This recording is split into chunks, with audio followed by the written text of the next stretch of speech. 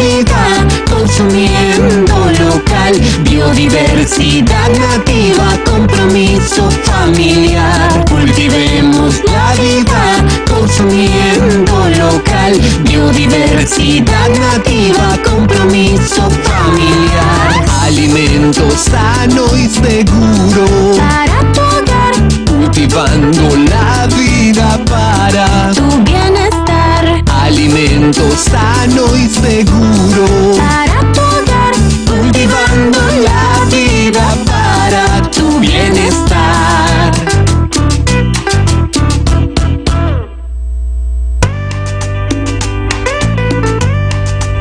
Cultivando la Vida es una sección que tenemos aquí en el programa cada 12 viernes y la verdad para nosotros es una satisfacción poder hablar de manera permanente sobre algo que está directamente vinculado con nuestra vida cotidiana, y tenemos que hablar no solo sobre lo que pasa con la agricultura en general o la agricultura familiar, sino sobre lo que diariamente hacemos, que es alimentarnos de una producción que llega a ser el 75% de aquello que ahí se produce y que no siempre se le presta la atención debida en términos de políticas del Estado para promover, mejorar y desarrollarla, por supuesto.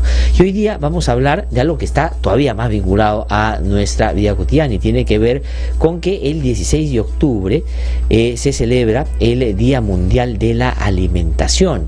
Y vamos a tomar eso como pretexto para hablar de la alimentación, pero para hablar también de los alimentos sanos, seguros y de todo lo que alrededor de esto se viene ya hace bastante tiempo, no solo discutiendo, sino también como prácticas desarrollando. Y esta mañana han tenido la gentileza de venir a nuestros estudios Silvia Guwin, que es vocera del Consorcio Agroecológico Peruano y la Red de Biomercados. Desarrolla un trabajo magnífico, la verdad, que seguramente Silvia nos va a contar. Y Miaray Benavente, ella es parte del directorio de Alternativa y docente de la UPC y de exdecana del Colegio de Nutricionistas. Muchas gracias, Silvia, Miaray, gracias por estar con nosotros esta mañana. A ti, Gladys. Bueno, comencemos por eso, ¿no? El Día de la Alimentación. ¿Por qué hay un Día Internacional de la Alimentación? Es decir, ¿cuál es el sentido? Para después desarrollarlo en términos de cómo es que estamos alimentándonos, es decir, qué cosa es lo que está ahí. Hay una ley, por ejemplo, de comida saludable, ¿no es cierto?, en nuestro país, se respeta, no se respeta. Esto estaba pensado, por ejemplo, para que en los centros educativos pues se promueva otras prácticas, otra manera de alimentarse, se cumple, no se cumple.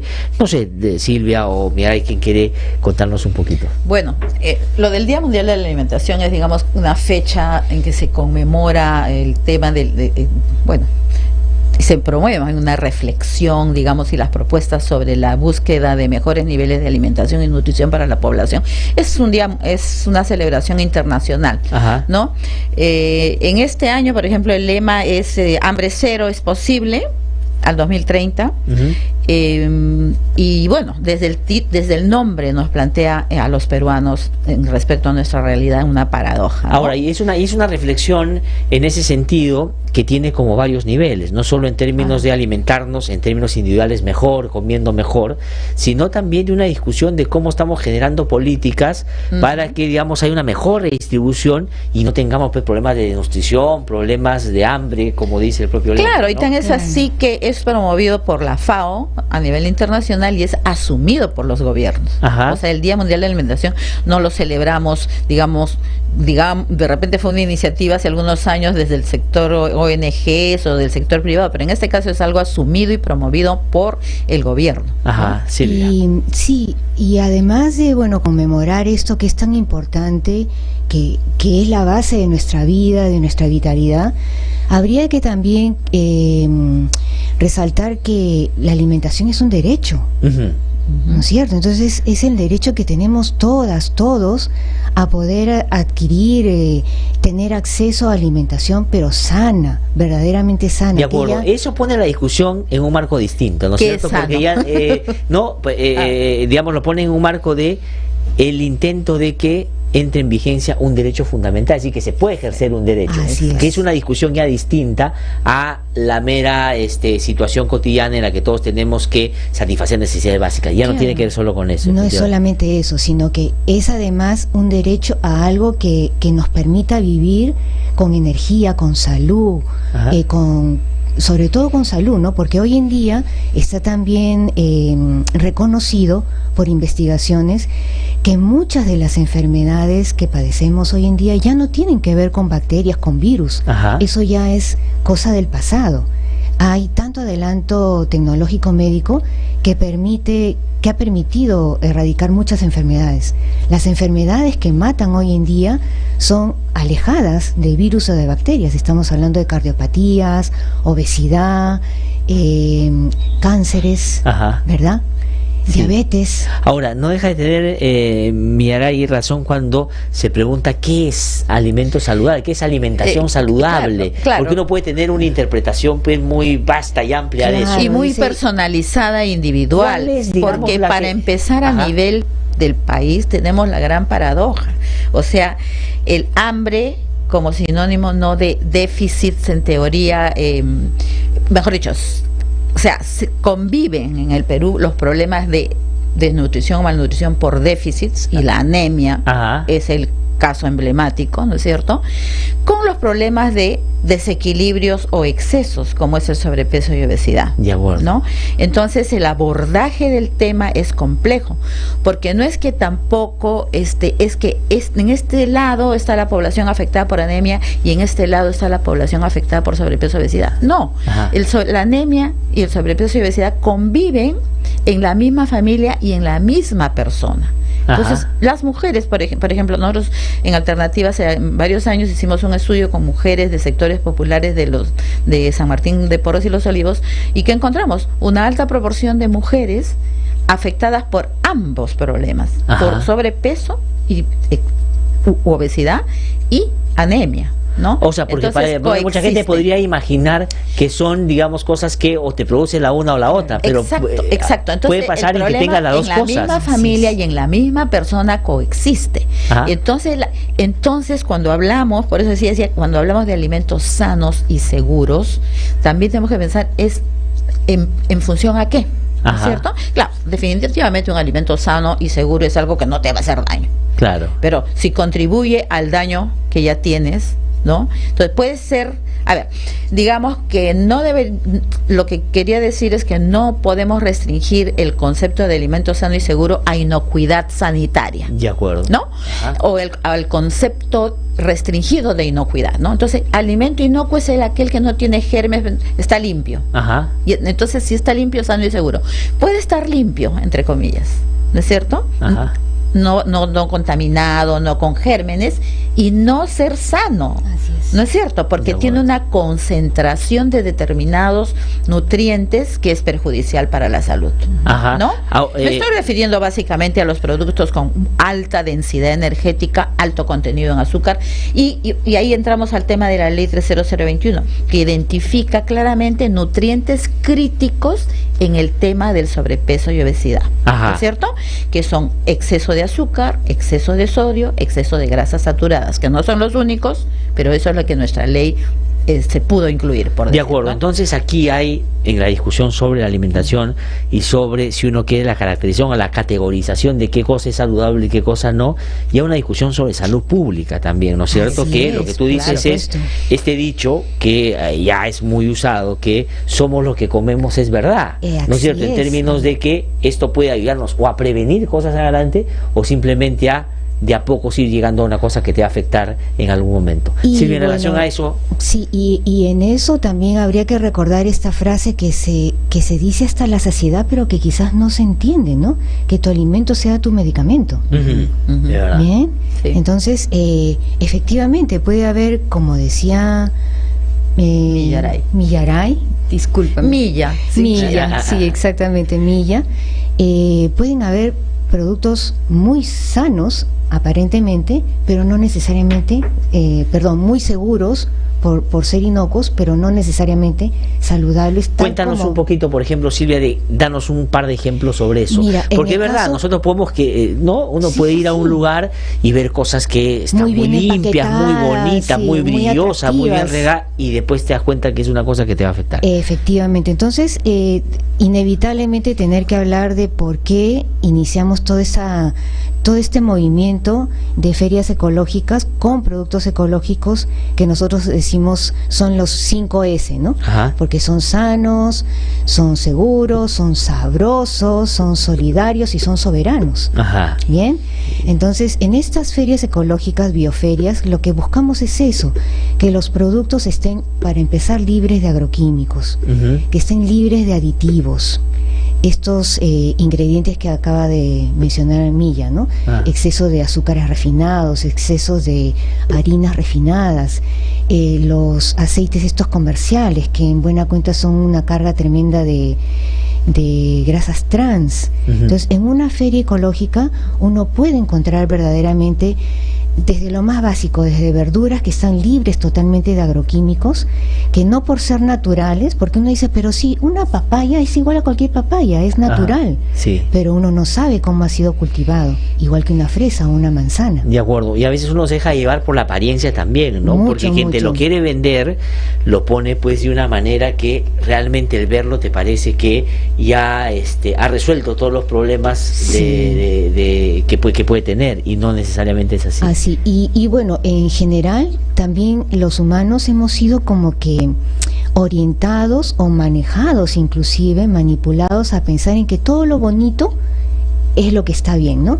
O todo lo que sea colorido, pero no necesariamente es así. La naturaleza no brinda las cosas de esa manera, ¿no? Ahora, hay que recuperar esa mirada de que muy artificiosa. Ahora, pero ¿cómo se hace en términos más prácticos y más cotidianos para diferenciar lo uno de lo otro? Ya, estoy de acuerdo, si voy a una feria que tiene las características que Silvia menciona, estoy comprando con seguridad alimento que tiene esas características. Pero si no voy a esa y voy, digamos, a un mercado cualquiera, estoy casi o inevitablemente transitando a comprar algo que no va a ser de esas características, ¿o sí? Definitivamente, definitivamente. Por eso es la necesidad de, por un lado, informar al consumidor. Y en eso estamos. Me encantó lo de las 5 S que menciona Silvia. Se me perdió la tercera: sano, seguro, solidario, soberanos. ¿Era cuál? La tercera. Sabroso. Sabroso. Y en ese negocio estamos también. Ok, bueno, entonces, sí, pues. Eso de sabrosos, por ejemplo. Claro, ahí viene el tema. Entonces podemos tenerlos inocuos, y podrían ser hasta saludables, ¿no? En el sentido de que ahí viene el tema de tamaño de porciones, pues. O sea, el mismo alimento puede ser y tenemos, hace poco tuvimos, no tampoco, esas opiniones que hizo Thais, escritor peruano, que dijo la comida peruana es una bomba de carbohidratos. Y bueno, todos los chefs salieron a atacarlo, a defender la comida peruana. Yo soy profesora en el Cordon Bleu de estudiantes de gastronomía y yo quiero también saludarnos y felicitarnos de que, bueno, no sé, ha tenido que llegar de repente las cosas hasta este nivel para que ahora en los institutos de gastronomía, en las escuelas de gastronomía, se esté pensando ya no solo sabroso, ¿no? También saludable, ¿no? Entonces, y ahí entramos en un terreno, pues el tema del tamaño de porciones, por ejemplo, una cosa tan básica como el tamaño de las porciones, ¿no? Las concentraciones altas de determinados nutrientes. Estoy hablando básicamente de azúcar, ¿no? Está hablando de grasas, ¿no? Y sobre todo particularmente de grasas saturadas. Y entonces la necesidad, digamos, de un lado de brindar información desde quien provee el alimento, y la necesidad de que quien recibe el alimento tenga capacidad para identificar, ¿no? Cuáles son las características de estos alimentos, ¿no? Entonces es un tema clave de educación, ¿no? De acuerdo. Y por eso es que esta ley a la que hace mención Milla, la 30021, intenta eso, ¿no? Por lo menos con los productos súper procesados y procesados, de que tengan una señalización, unos símbolos que indiquen si es alto en azúcares, alto en grasas, alto en sodio. Ajá. Bien. Y eso, por ejemplo, eso es más fácil de identificar, ¿no es cierto? Es muchísimo todo más aquello sencillo. que tenga que ver con estos productos que son envasados y que, digamos, contienen pues azúcares y sales y que son sabrosos en el sentido de que a uno le gustan por el, ¿no? Y uno come pensando que ya me como un snack de este tipo y no pasa nada y poco a poco estás generándote un problema. Minando tu salud, sí. Así expliquen a mi hijita que ha venido a visitarme con esas cosas. ¿Ah? Bueno, sí, pues la ley obliga, porque lamentablemente hay que obligar. Ahí hay un tema de la discusión originalmente de la ley era no por qué. No tenemos por qué limitar los derechos del consumidor a comer lo que quiera. Claro, pero el derecho del consumidor a recibir información. Se buscó discutir el tema desde, digamos, el derecho de las empresas a contratar, claro, a desarrollarse en un libre mercado, a la competencia, a todo. Bueno, pero hay un principio fundamental que es el derecho de la información, a la información, claro. del consumidor. Y si la gente informada come mal, bueno, es un problema distinto a no estar informada, efectivamente. Claro, entonces, y se está cumpliendo esa ley. Mira, bueno, como tú dices, una cosa es que la ley se tiene que hacer, pero ahí tenemos que decir que la ley tiene más de 5 años de promulgada. Recién hace un par de meses se ha completado el proceso de reglamentación con el debate de octógonos sí, octógonos no, que ya hay un reglamento aprobado, pero la ley sigue teniendo como si fuera una espada de Damocles colgada, porque hay ya había un proyecto del Congreso de modificar la ley. Es que cuando salió la ley hace más de 5 años, a la semana ya habían N proyectos para modificársela y tirársela abajo. Qué bueno. Ha sido una pelea de 5 años la reglamentación. Está ya la reglamentación y sin embargo hay proyectos y hay un proyecto de la mayoría parlamentaria para modificarla, con lo cual ya no se mataría la ley, sino se le mutilaría, ¿no? Se le cortaría un brazo, una pierna, sin haberse aplicado, porque lo que decíamos un rato, un primer paso es este tema de los alimentos procesados, ¿de acuerdo? Y una de las quejas, digamos, de la industria es ¿por qué los procesados? Cuando, con el mismo argumento que tú dices al comenzar, la población consume 75% de lo que consume no viene de procesados, ¿no? Sino viene de la agricultura, ¿no? Entonces, ese ha sido un argumento por decir, ¿por qué se meten con los procesados? ¿No? Entonces, bueno, pero los procesados, pues, no son procesados, muchas veces son ultra procesados, y eso se ha acuñado ya ese nombre, porque no solamente son alimentos a los que se les adiciona elementos aditivos, colorantes, preservantes que pueden ser dañinos, sino se les quita elementos naturales, ¿no? Para reemplazarlos por otros, ¿no? Bueno, en todo caso, es un paso el tema de los ultraprocesados, y yo sí acepto que hay que avanzar hacia también regular lo que no son ultraprocesados, aquellos productos que consumimos en los restaurantes, que consumimos en los restaurantes de comida rápida, donde también hay que buscar elementos de información, pero empecemos pues por lo primero, ¿no? Entonces no hemos terminado de reglamentar esta ley, tiene una amenaza de mutilación y podemos avanzar en lo otro, pero creo que es que los lobbies en eso son tremendos. En el Congreso de la República es realmente, no saben, los industriales, los malos empresarios, tienen ahí operadores que están 24 horas al día evitando que esto avance. Y yo digo que miopía, porque la alimentación saludable, rentable, desde el punto de vista comercial, desde el punto de vista comercial, es un nicho de mercado. Mira, tú que enseñas gastronomía, los restaurantes, digamos que les va lo mejor ahora, son aquellos que logran, por ejemplo, visibilizar además su cadena productiva, que se relaciona con el agricultor, productos orgánicos, y cobran más por eso. Y la gente va y come eso porque eso es lo que quiere comer. En el caso de las bioferias, pues tengo que ir terminando ya, Silvia, ¿cómo va eso? ¿Y dónde están? Mira, felizmente cada vez hay más, ¿no es cierto? Cada vez hay más y todas tienen mucho éxito porque obviamente hay un sector de la población que está sensibilizado, y es un sector que crece, y que cada cada bueno. vez se da cuenta de que es la única forma de lograr que podamos vivir sanamente.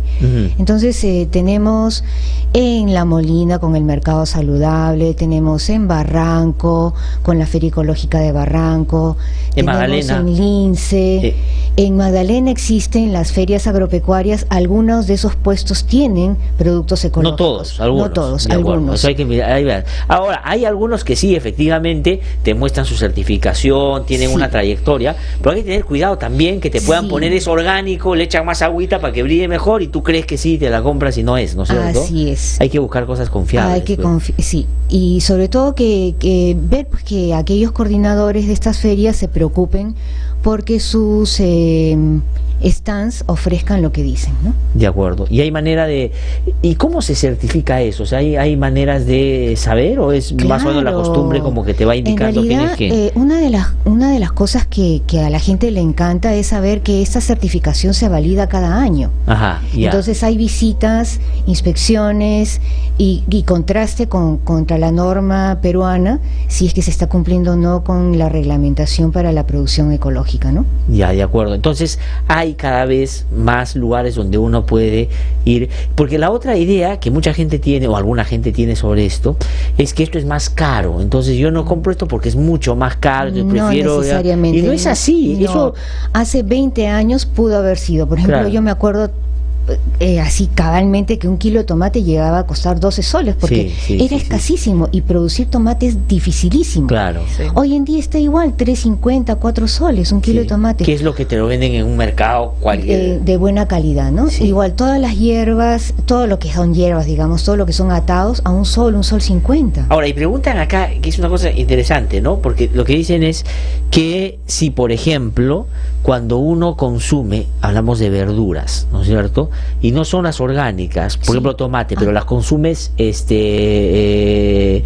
sin cocinar, es distinto como que tú, así no sea orgánico, cocines. Ah, ya. ¿Eso lo mejora o no? Sí, eso es un mito, ¿no? Porque Porque dicen, no, ya, mira, puede estar, que sí. tiene fertilizante todo, pero como lo voy a cocinar, Exactamente. ahí se muere todo, entonces hay todo es bueno. personas que nos dicen eso, pero si ya lo pelé, Sí. pero si ya lo cociné. Claro. No, ya los agroquímicos son sistémicos, Ajá. ingresan adentro del producto. Por más que uno lo pele, lo lave, lo cocine, eso ya forma parte del... Y peor si es transgénico, ¿no?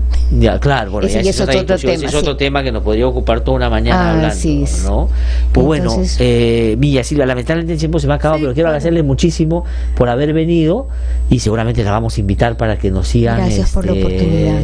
Sí. Encantada. Podemos de repente hacer una cosa que tenga que ver también con la discusión más general sobre las leyes, sobre esto, pero también una cosa un poco más de recomendaciones concretas para que la gente pueda Genial. saber dónde ir y cómo verificar o tener la certeza de que está comiendo algo que sea diferencia, saludable. ¿no? ¿Qué diferencia hay entre un producto cultivado así o criado así de lo ecológico orgánico? Ahora, y lo que se vende en los supermercados, productos no envasados, no digo la A granel. papa, eso. ¿Hay alguna manera que los supermercados certifiquen que eso no tenga, digamos... No hay manera. O sea, ahí también cuando uno compra, probablemente esté comprando cosas que ya No, estén, por supuesto, sin duda, definitivamente. por la producción, Sí, ¿no? por Porque a la veces uno producción. llega y ahí mismo ahora dice, promovemos la alimentación saludable. Hoy día las verduras están baratísimas, Claro, la papa es está... que se confunde cuando dicen, pero te estás comiendo natural. Claro. Pero no necesariamente lo natural se ha Claro, no es manejado en agricultura campo. natural. Claro, Sí, en pues. campo hay que ver que hayan evitado el uso de agroquímicos. Sí, pues. Los agroquímicos son un tema que intoxica en general. Sin duda. Bueno, Silvia Milla, muchísimas gracias por haber venido. Gracias. Que le vaya muy bien. Gracias También. por Gracias. haber venido. Hemos terminado así esta parte del programa. Tengo que ir a una pausa. Regreso en un instante. Son las 9:02 de la mañana y corte y regresamos.